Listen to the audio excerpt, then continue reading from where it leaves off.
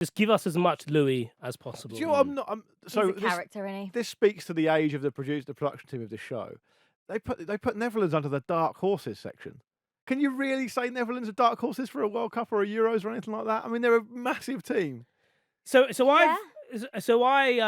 I've done my bracket and I've had them losing to Brazil in the semi-final. Yeah. Really? And with that comes a game against Argentina as well. Yes, exactly. I had that, but I had Argentina winning that. Right. Okay. But I mean, to be honest, Brazil Argentina in the semi-final would also be pretty sick. Yeah. But I just want him as much as possible. Even they haven't even started yet, and he was talking about calling up players who didn't make the squad, seeing them naked, orange pants. Yeah, I know, yeah. Like, It was a great play, the hits, but it's the greatest hits, Louis van Gaal. Yeah. So good.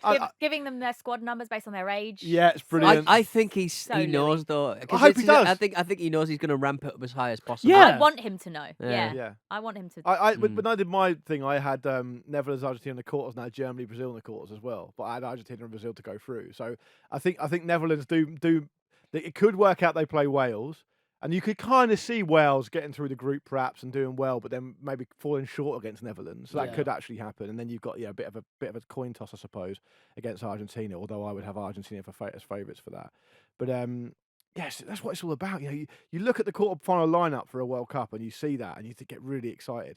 And without bringing it back to England too much, but very very briefly, the way I worked out the bracket, thinking about Netherlands and Argentina, if you look at the other side of the draw, it actually works out that England could get a pretty nice quarterfinal against Poland, I think. Which I'm not trying to denigrate Poland, but I mean you take that. Yeah. And what's typified England's journey through the last Euros and through the last World Cup is that they've had a lot of criticism for getting perceived easy teams. Could happen again until the semi-final, where they'll probably play someone a bit better. But it's an interesting thing.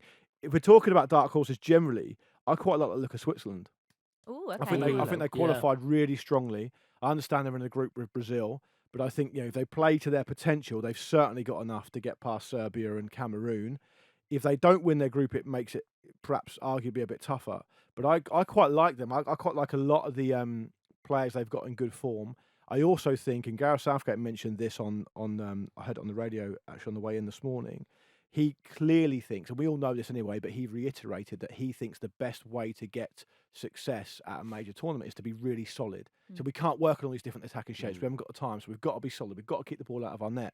And I think Switzerland have got a really good chance of doing that. I think they only conceded 2 goals in qualifying. They've got, in my view, the most underrated goalkeeper to ever play the game in Yann Sommer, who no one ever talks about. He's been one of the world's best keepers for years. And I think he's either captain or vice captain, but he's a very, very strong leader in that squad. I think they're one to watch, Switzerland. I similarly think that Denmark could be dark horses. And I know they obviously got really far in the Euros last year, but I still feel like they're riding that wave of that incredible team spirit that we saw in the Euros. I think they're organised. I think they've also got an easy group. Yeah, they've relatively speaking. Yeah, exactly. And I don't know. I quite like the look of Denmark to potentially go quite far. I suppose you can't really say that they're dark horses because they are champions of their continent, but pre the Sadio Mane injury, I thought Senegal would be pretty tidy. Can I They're just, always fun, aren't they? Can I just come back to you on the Denmark thing really quickly and just say that if it works out the way we suspect, and this is not taking into account France imploding, which could happen, I think Denmark would possibly play Poland in the second round, and then they could play England. So I mean, for them, they'd fancy that because they drove England very close in the Euros. So, but I think Vish is right on the Senegal thing. I think you're still right on that, Vish, even without Mane. Still a good thing.